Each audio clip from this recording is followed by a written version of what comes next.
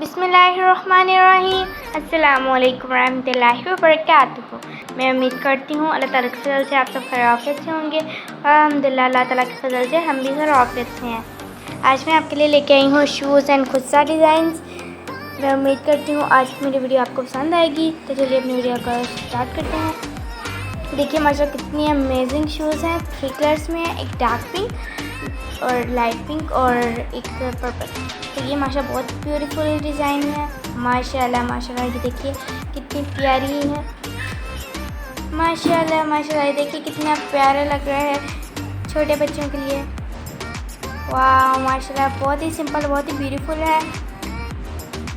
वाह माशाल्लाह ये भी देखिए इतनी ब्यूटीफुल सिंड्रेला वाली है।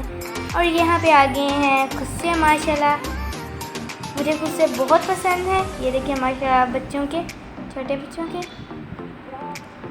ये देखिए माशाल्लाह माशाल्लाह माशाल्लाह देखिए कितना ब्यूटीफुल है। Amazing, great job. देखिए माशाल्लाह कितनी ब्यूटीफुल डिज़ाइन है। माशाल्लाह ये देखिए सिंपल सी कितनी ब्यूटीफुल लग रही है। ये देखिए माशाल्लाह वाओ अमेजिंग। किस किस को ये पसंद है ज़रूर मुझे कमेंट बॉक्स में बताइएगा। देखिए माशाल्लाह